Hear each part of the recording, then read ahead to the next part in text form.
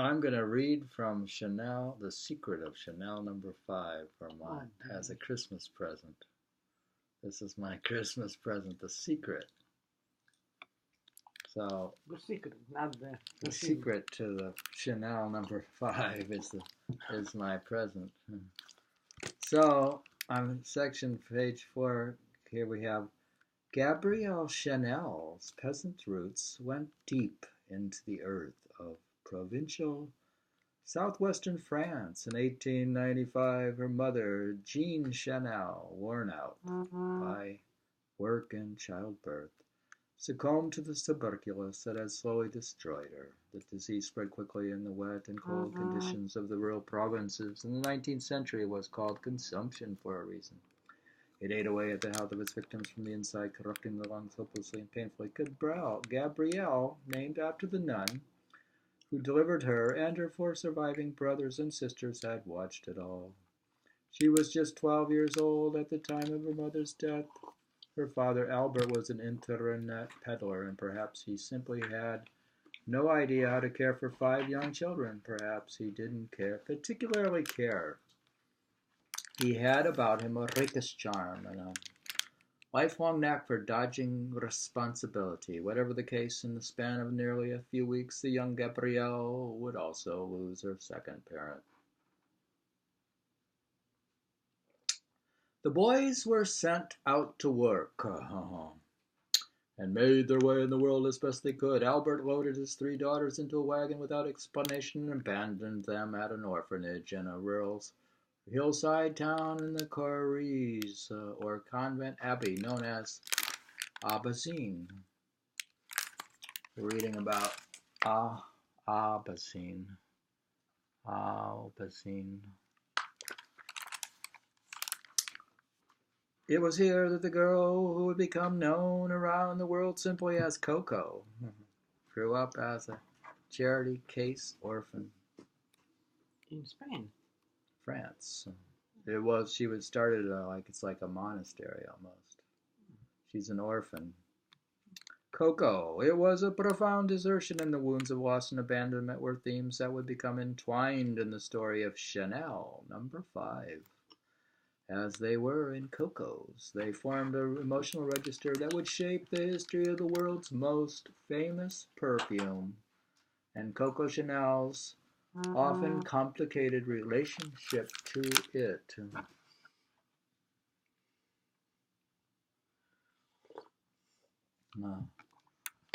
Today, the abbey at Aubazine, Aubazine, remains much as it were during her hard and lonely childhood. The abbey's still there. Indeed, it remains much as it was during the 12th century, when the saint Etienne d'Aubazine, as his name was rendered in the original Latin, founded it. During their time at the orphanage, Coco Chanel and the other girls were assigned to read and reread the story of his exemplary life, and the unrelenting dullness of his good deeds is crushing. The saintly Etienne, however, Etienne, however, had a keen sense of aesthetics at a moment when Western culture's ideas about beauty and proportion was in radical transition. He and the monks who followed him to this wildness in a remote corner of southwestern France were members of a new and rapidly growing Cistercian clerical order, which prized nothing so much as a life and an art of elemental simplicity. Etienne's isolated retreat from the world at Aubazine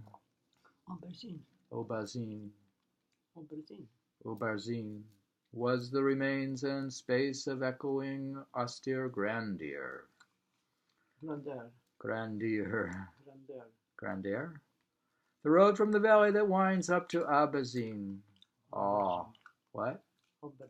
Aubazine. It's Aubazine. Aubazine is steep and narrow, and the forests slat down sharply into long ravines. At the summit there is nothing more than a small village with a cluster of low stone buildings. A few shops and a quiet house is overshadowed by the looming presence of one of France's great medieval abbeys.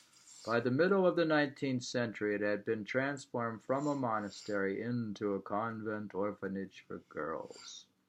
For the children who lived there, it was a youth of hard work and strict discipline, and fortunately for the future prospects of young Gabriele, much of it focused on clothing. There was nothing luxurious about it, however.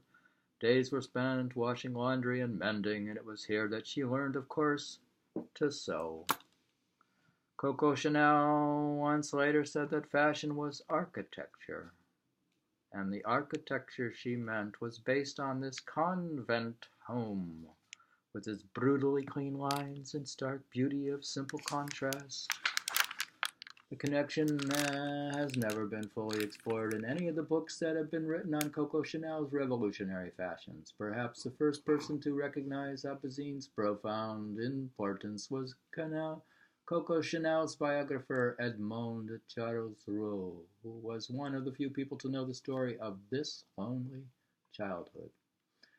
She mentions it in passing, thinking of Aubazine and Gabriele's longing for a certain kind of starkness. Charles-Roux always believed that, quote, whenever Coco began yearning for austerity, for the ultimate in cleanliness, for faces scrubbed with yellow soap, or waxed nostalgic, for all things white, simple, and clear, for linen piled high in cupboards, whitewashed walls. One had to understand that was she speaking in a secret code, and that every word she uttered meant only one word, Aubazine. It was at the heart of Coco Chanel's aesthetics, her obsession with purity and minimalism.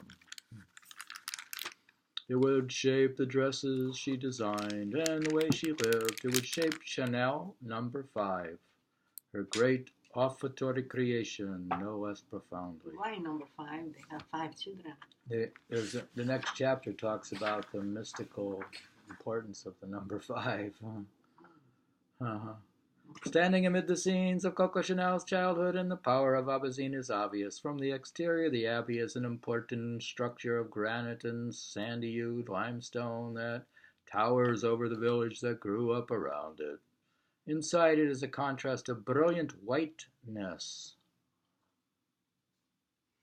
lingering shadows. You know what aubergine means? No. It's an eggplant. Aubazine? It's not an aubergine. Aubazine. Oh, it's not. The keyhole doorways are dark and wood against vast expanses of pale stone. There is the cool solidity of arching walls adorned only with the play of light and the sun streaking in through colorless lead-paned windows. It possesses a striking and silent kind of beauty. The building was also filled with meanings that would shape the course of Coco Chanel's life and the life of Chanel No. 5. Everywhere in the world at Aubazine there were scents and symbols, reminders of the importance of perfume. Saint Bernard of Clairvaux, who founded the Cistercian movement, made a point of encouraging his monks to give perfume and anointment at a central role in prayer and in rituals of purification. In his famous, the church has perfume, you know. In his famous sermons, they use it a lot. They spread it like this in the church. In his famous sermons in the Bible's Song of Songs, some of the most erotic verses anywhere in religious literature, he advised devout clerics to spend some spiritual time contemplating the perfumed breast of the young bride.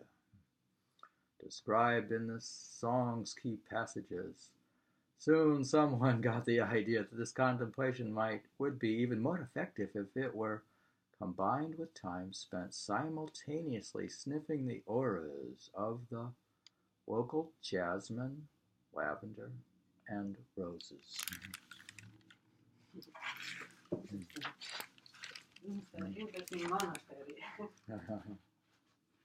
Here's that breast that you're supposed to sniff. There's the breast.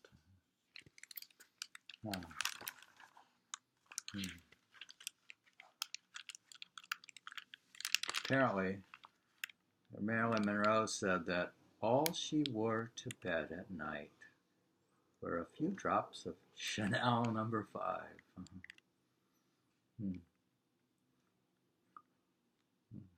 In a survey, say getting a date, in fact, among those women, astonishing 1 in 10 claim they met Mr. Right while wearing the iconic Perfume.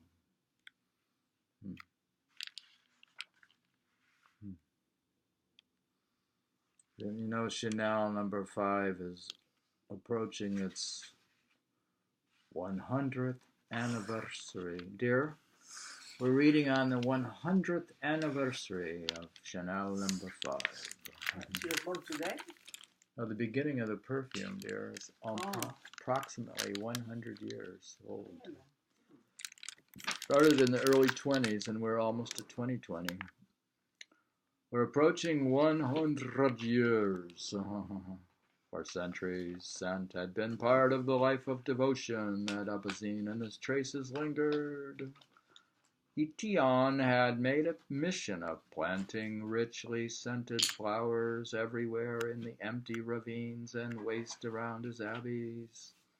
They were the same hills where the girls went for long walks with the nuns on Sundays, just beyond in the cloister courtyard, where the carefully tended remains of the original 12th century gardens, the source of all those scents. The echoing navy, where Gabriele Chanel listened to endless sermons, had been the site of these perfumed rituals of meditation and prayer for hundreds of years. Even the worn stone staircase at Aubazine that led to the children's bedchambers and the attics where Gabriele hid her secret romance novels. Do you think she had romance novels in there? Could, why not? Every year that.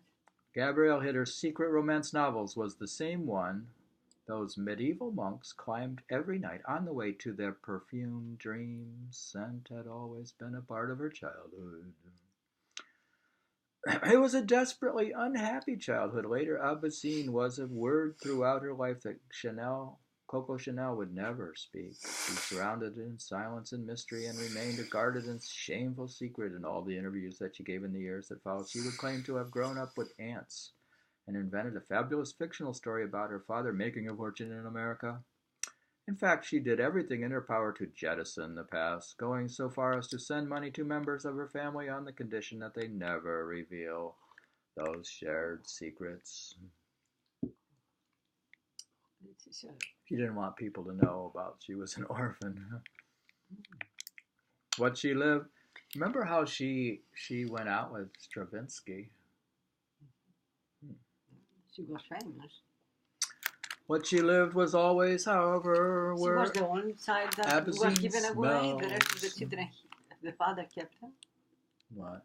They were the bracing sense of order and severity. Everywhere at Aubazine was the aura of sheets, boiled in copper pots, sweetened with dried root of iris and the aromas of ironing. There were the scent of linen cupboards lined with pungent rosewood and verbena. There were clean hands and washed stone floors above all. There was the smell of raw tallow, soap on children's skin, and ruthlessly scourged little bodies. It was the scent of everything that was clean. Aubazine was a secret code of smell. In the years to come, it would be at the heart of everything she would find beautiful. Aubazine was also filled with symbols and mysterious power of numbers. And these numbers could be found, along with their meaning, literally in the walls on the floors around her. It was an architecture rich in silent stories. The Cistercians,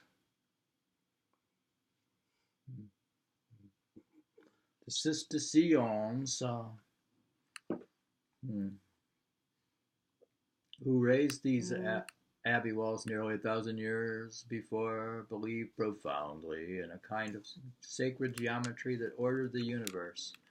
Their buildings reflected it everywhere. In the small chapel, where the children were sent to pray,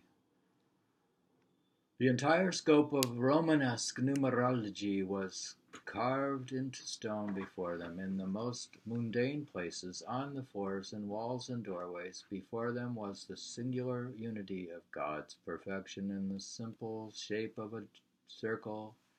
Double columns reflected the duality of body and spirit, earth and heaven, and 3 windows in a row were the threefold nature of the divinity. 9 represented the foundations of Bethlehem's walls, and the number of the archangel. 6 symbolized the days of creation. The number 5 at Aubazine, though, was always considered special. It was the number of an essentially human-kind of destiny, or at least was the idea of the monks who founded Coco Chanel's childhood abbey. They built its entire structure on the power of this special number. Cistercian architecture flourished in Europe at the time of the Crusades, and these are the churches most closely associated with the occult mysteries of the Temple, Knights Templar. To those mysteries, the number 5, the Pentagon, was central. Cistercian cathedrals, churches, and abbeys, writes one scholar, are the built-on measures which equal more or less the golden ratio of Pythagoras. It is the ratio of both the 5-pointed star and the human form.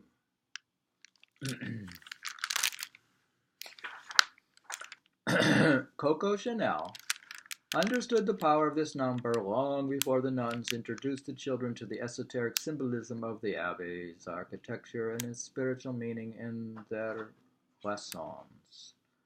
In the long sunlit corridor that led into the dark solemnity of that cathedral, the path was laid with rough, uneven mosaics, ancient river stones, arranged in geometric and symbolic patterns.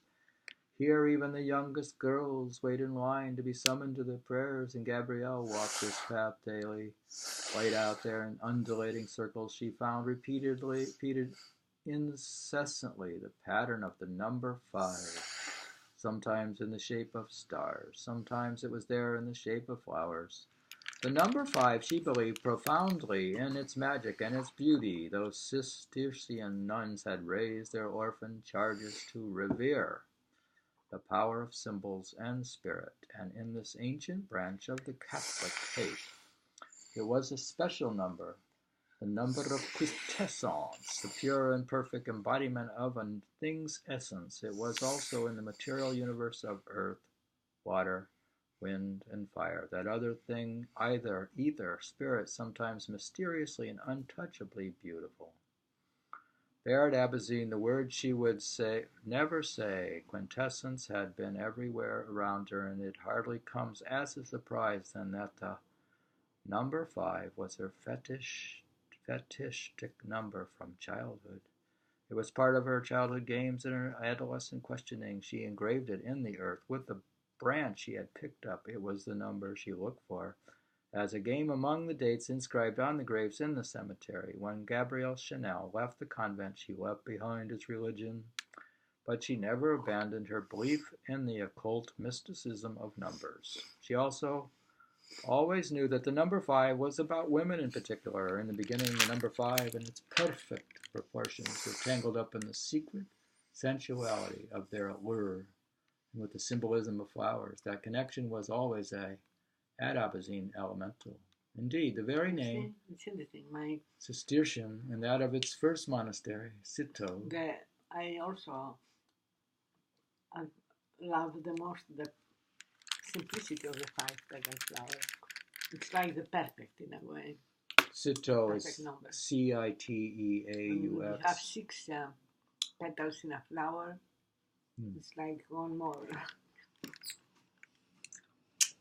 Citeaux both came from the word cistus and the Cistercian rock rose family, which we know today as the simple 5-petaled wild rose, popular in medieval symbolism in those things that I recently posted on my post. Remember the 5-petal rose that only wants to be a rose, no matter how many petals she has.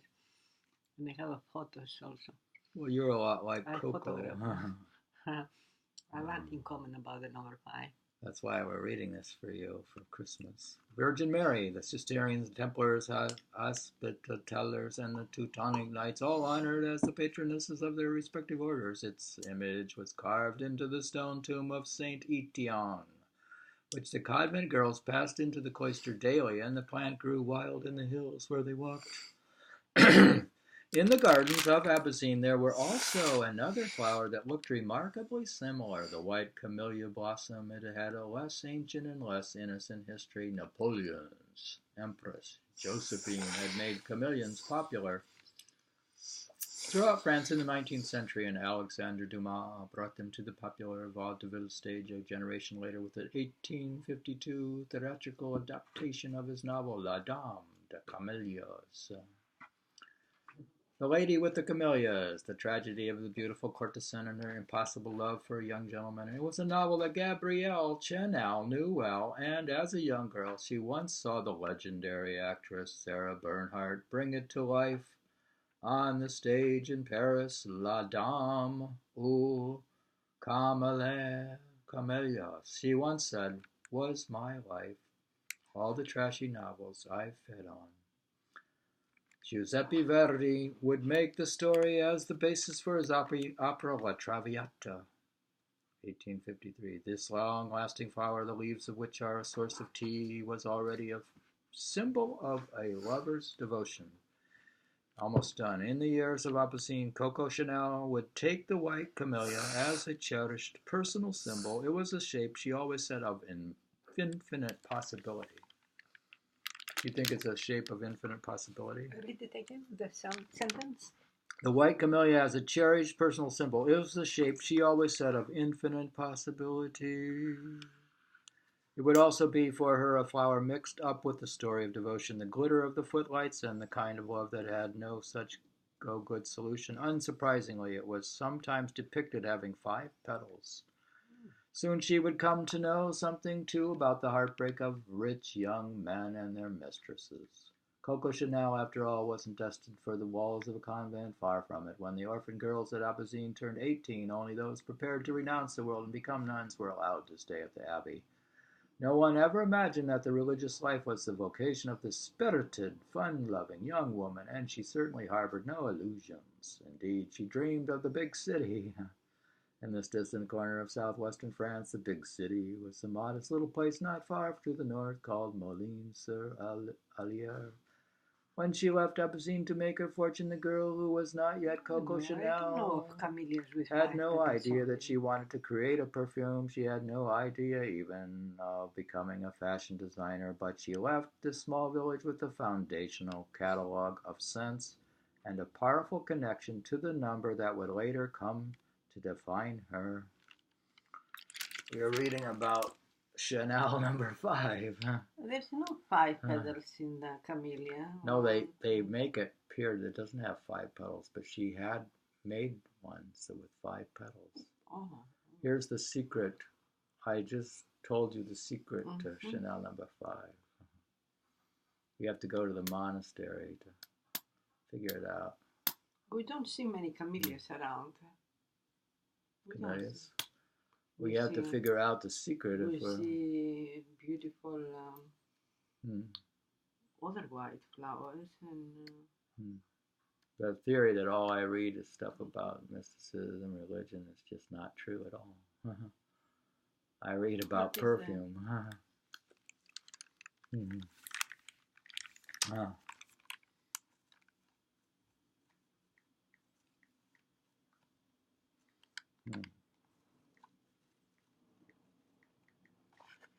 Do you know what Marilyn Monroe would wear to bed at night?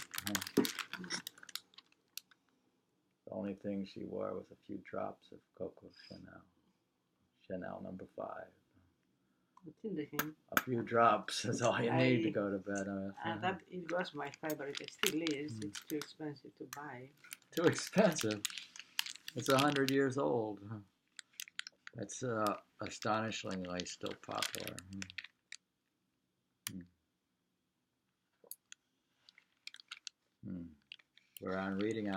We read one chapter, The Core Secret to Chanel number 5 as a Christmas present to you and the world from Santa, from the abbey, from Saint Etienne, gives you the secret. Well, where's the secret come from? What is the secret? It's probably the flowers around the area. It's jasmine. Do you think it's jasmine? That's a combination. No. And what is it? Jasmine is different. You have to read the book to figure it out, so I only read one chapter. Gardenias look much like camellias, camellia. Yeah, gardenias look very much like camellias. I don't know. I don't even know if I ever had a camellia, and if they are fragrant. They must be, eh? You like gardenias are very fragrant. You like jasmine, camellias? Jasmines are very fragrant. I like them. Lilies of the valley are very fragrant. I like them. So what would you put in your perfume? The fragrant roses, I like them. Gardenia must be. It's amazing. It's extremely. It looks like. Gardenia looks very much like. Dear, can you read this quote in Greek? Σαν έτοιμος από καιρό, σαν θαραλέος αποχαιρέτα την. Translate. Like always ready from time ago, and very brave. Say goodbye to her. For Suzanne, it's the book dedication, so she's saying something to her dedicated person.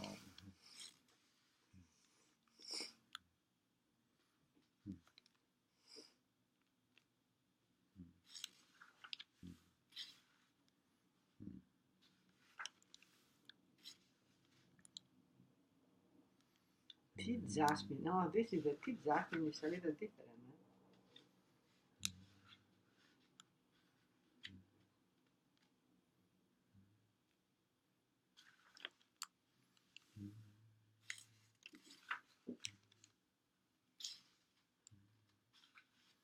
Reading about Le Monster, the monster perfume.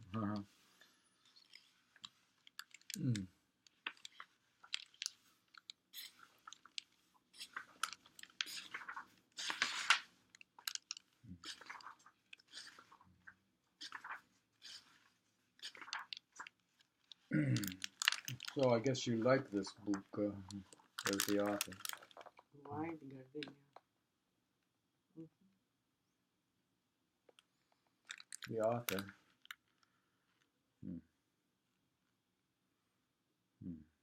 The author went to Associate Professor of English at Colby College. This other book is from the Widow Clique. Reviews on history, women, and travel.